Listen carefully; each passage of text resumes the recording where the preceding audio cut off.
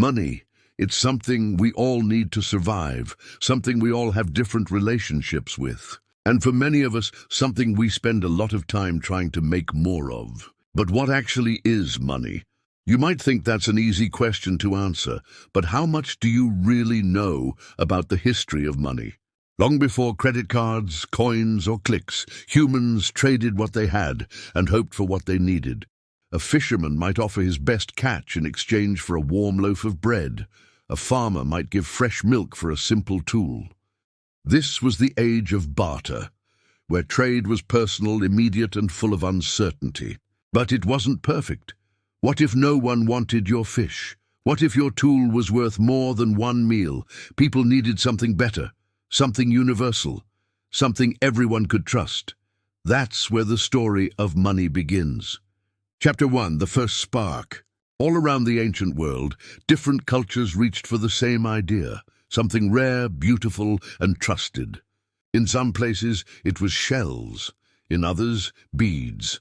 On distant islands, massive stone discs were passed from family to family, not by lifting them, but by remembering their story. In ancient Mesopotamia, over 5,000 years ago, people used clay tokens and tablets to record debts and trades, a kind of bookkeeping long before coins. Then came a breakthrough: coins. In Lydia, around 600 BCE, people began shaping precious metal into small stamped circles, lions, kings, symbols of power. These coins weren't just shiny. They spoke with authority. This is real. This is worth something. People believed it and carried those coins across borders, through markets, and into history. From Greece to India, Persia to Rome, coins became the lifeblood of trade. Chapter 2. Power in your pocket. As empires rose, money became more than trade. It became power in your pocket. The Roman Empire used coins to pay armies, fund roads, and fuel expansion. Roman coins were so trusted they were found as far away as India and Africa. But coins were also tools of influence. Every time you spent a Roman denarius, you saw the emperor's face and remembered who was in charge. Meanwhile, in China, something new took hold.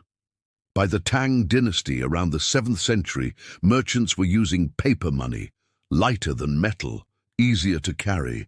By the Song dynasty, entire economies ran on printed banknotes, the world's first true paper money. This was bold, money backed not by metal, but by belief in the emperor's promise. Chapter 3. Promises on paper.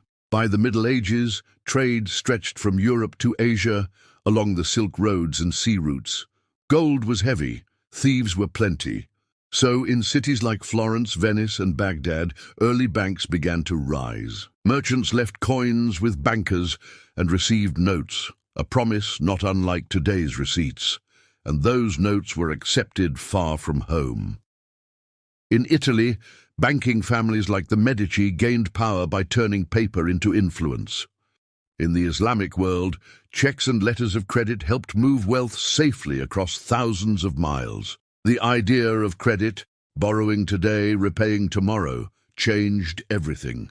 Money could now move faster than people. Chapter 4.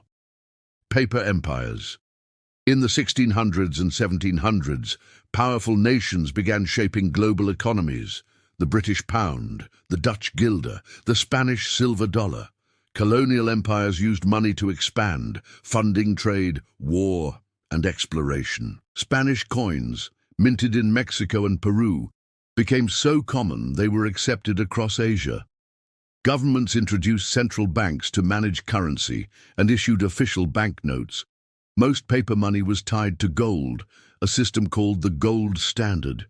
Your note promised gold in return, safe in a vault somewhere. This brought stability, trust, but only as long as the system held. Wars, revolutions, and depressions tested those promises. Some economies collapsed under pressure, but the idea of money endured. Chapter 5. The Invisible Revolution. In the 20th century, the world changed again. Credit cards appeared in the 1950s. Paper turned into plastic. By the 1990s, the internet brought online banking. Banks went digital, so did trust. And in the early 21st century, after a major financial crisis, something radical happened. A new kind of money appeared, one with no banks, no borders, no paper at all. It existed only as lines of code stored across a global network, not backed by gold, not issued by rulers, backed only by math and belief. Some called it dangerous, others called it the future. But like every form before it, coins, paper, promises, it asked the same old question: do you trust it?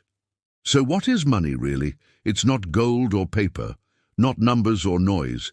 It's a story, one that only works when we all believe it. It can be a coin in your palm, a whisper of code, a promise on paper, but at its heart, money is trust made real. It moves mountains, feeds nations, builds dreams. It is not perfect, but it is powerful, and it's a story still being written. One transaction, one promise, one belief at a time. Because as long as people dream, money will follow. And that's why the story of money will always go on. What part of history should we explore next? Let me know in the comments. Your story might be the next timeless tale. And if you enjoyed this journey, don't forget to like, subscribe, and share the story.